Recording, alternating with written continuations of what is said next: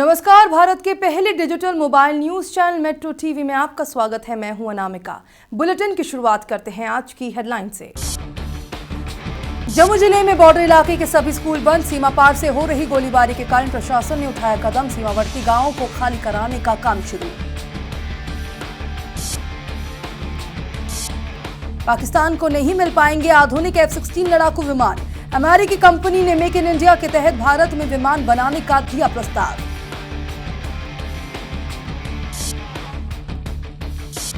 छत्तीसगढ़ के ताड़ मेठला गांव में फोर्स ने ही लगाई थी 160 घरों में आग। सीबीआई की जांच में हुआ खुलासा। पुलिस ने नक्सलियों पर आग लगाने का लगाया था आरोप। फिल्म ऐ दिल ए मुश्किल का खत्म हुआ रिलीज विवाद। एमएनएस प्रमुख राज ठाकरे ने विरोध वापस लिया। प्रोड्यूसर्स गिल्ड ने पाकिस्तानी कलाकारों के साथ काम न कराने का दिया आश्वासन।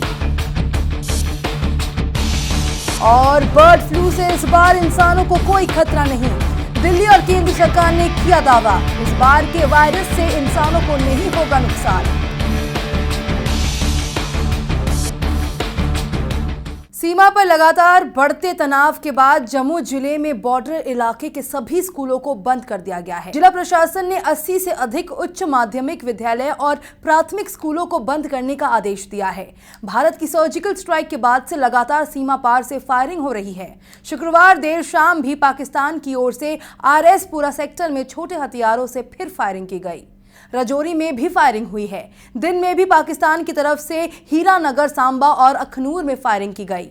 भारतीय सेना ने इसका मुंहतोड़ जवाब दिया। पाकिस्तान की सीमा में भारत की जवाबी कार्रवाई से भारी नुकसान हुआ है।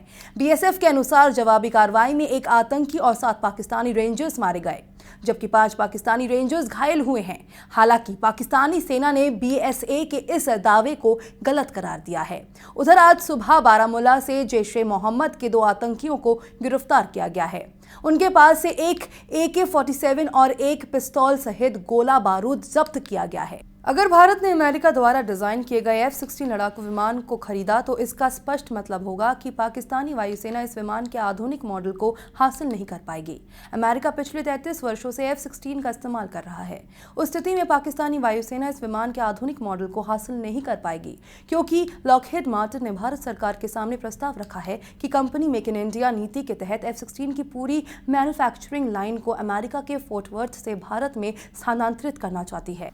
इस क्रम में लॉकहीड विमान के विभिन्न पुर्जों का उत्पादन करने वाली यूनिटें जो विभिन्न देशों में स्थित है को भी चरणबद्ध तरीके से भारत में स्थानांतरित करना चाहेगी। अगर आधुनिक F-16 का निर्माण अंततः भारत में होता है तो पाकिस्तान को उनका निर्यात करने का कोई प्रश्न ही नहीं है।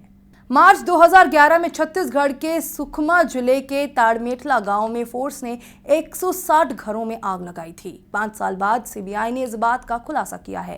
राज्य पुलिस ने दावा किया था कि ये आग नक्सलियों ने लगाई थी। सूत्रों के मुताबिक जस्टिस मदन बी ठाकुर की बेंच को स्टेटस रिपोर्ट सौंपते हुए सीबीआई ने जानकारी दी कि ताड़मेठला में 160 घर पुलिस के ऑपरेशन के दौरान जले।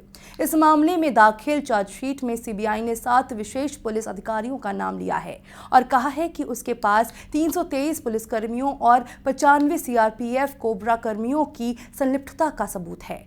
यह आगजनी 11 से 16 मार्च के बीच हुई थी, जब फोर्स गश्त पर थी। सीबीआई ने 26 सलवा जुडूम नेताओं के खिलाफ भी आरोप पत्र दाखिल किया है, जिन्होंने 26 मार्च 2011 को जब स्वामी अग्निवेश अपने सहयोगियों सहित उन गांवों में जाने की कोशिश कर रहे थे, तब दोरनपाल में उन पर जानलेवा हमला हुआ था। फिल्म ऐ दिल ए मुश्किल की रिलीज को लेकर पैदा हुआ विवाद खत्म हो गया है। एमएनएस प्रमुख राज ठाकरे, निर्माता करण जौहर और महाराष्ट्र के CM देवेंद्र फडणवीस के बीच कल शाम मुंबई में CM आवास पर हुई बैठक के बाद फिल्म की रिलीज से जुड़े विवाद को सुलझा लिया गया है। CM आवास पर हुई बैठक में प्रोड्यूसर्स मुकेश भट्ट भी शामिल थे। बैठक खत्म होने के बाद मुकेश भट्ट ने कहा कि CM को भरोसा दिया गया है कि आगे पाकिस्तानी कलाकारों के साथ काम नहीं किया जाएगा। उन्होंने कहा कि फिल्म में शहीद सैनिकों को श्रद्धांजलि दी जाएगी। अब ये फिल्म दिवाली पर रिलीज होगी। दिवाली पर ही अजय देवगन की फिल्म शिवाय रिलीज होने वाली है। उरी हमले के बाद से महाराष्ट्र नवनिर्माण सेना पाकिस्तानी कलाकारों के भारतीय फिल्मों में काम करने का विरोध कर रही है। ऐ दिल ए मुश्किल में पाकिस्तानी कलाकार फवाद खान ने काम किया है। बर्ड फ्लू ने एक बार फिर से दस्तक देने के बाद से फैली दहशत के बीच एक राहत देने वाली खबर आई है। दिल्ली सरकार के साथ ही केंद्र ने भी बर्ड फ्लू से इंसानों को किसी भी तरह का नुकसान होने से साफ इनकार किया है। केंद्रीय कृषि मंत्रालय के पशुपालन विभाग के मुताबिक दिल्ली और ग्वालियर में मरे पक्षियों में बर्ड फ्लू का H5N8 वायरस पाया गया है, जो H5N1 वायरस की तरह इंसानों के लिए खतरनाक नहीं है। पूरी दुनिया में आज तक H5N8 से किसी भी इंसान को कोई नुकसान पहुंचने की कोई खबर नहीं आई है। फिर भी कुछ सावधानियां बरतने की जरूरत है।